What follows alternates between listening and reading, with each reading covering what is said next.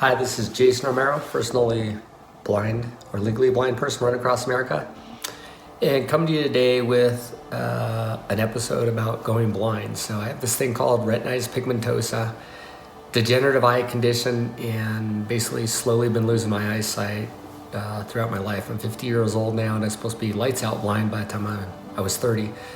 But I'm 50 now, and I still have what I consider to be pretty decent light perception, but it's getting worse.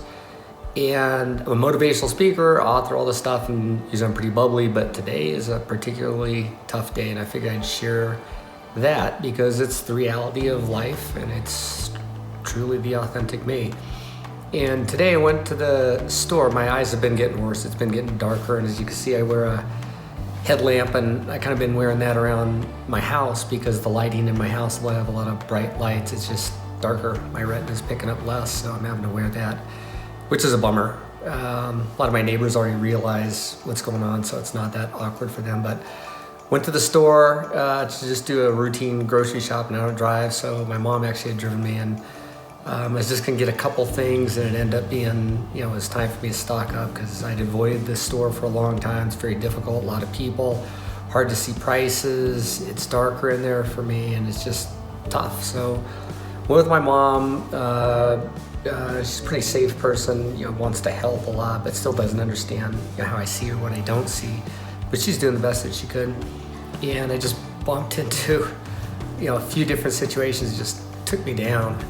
And one was a fellow that I have tunnel vision like that, so I turned around, didn't even see this guy, and I was about to start going, and he kind of gets upset and says, "Whoa." I was like, "Oh, I'm sorry, sir, I'm legally blind, I don't see." He's like, "Well, I didn't want you to bump into me."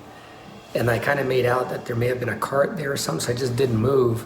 Figured that he'd move around, but I think, I'm not sure he believed me, and I think he was just waiting for me to move, so I just kind of waited there. And then got past that incident and is pushing the cart, and I ended up sandwiching this guy, a worker who was pushing a larger pallet or a cart with pallets of goods, but he had like this light brown clothing on, and I didn't see him, and I was just sandwiching him between him and the cart, and I was like, "Oh my gosh, I'm so sorry." And then got to the checkout line and was checking out, and I was asking the cashier for how much the total was, and she goes, "It's right there in points." I was like, "I don't see, can you please just tell me what it is?" And she wouldn't tell me, and it just took me down. I mean, the whole experience.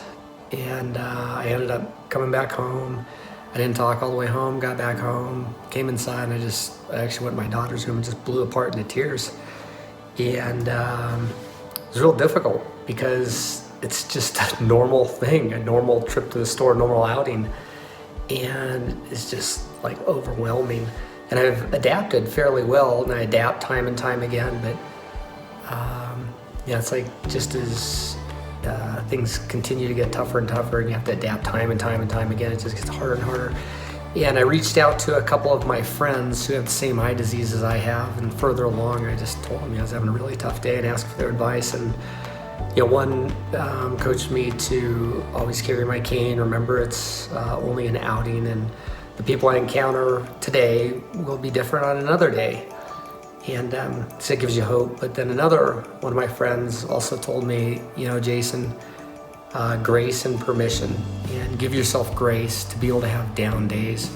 Even though I'm a motivational speaker and I motivate other people, inspire other people, and I overcome a bunch of different stuff, I still have crappy days. And today is a very crappy day.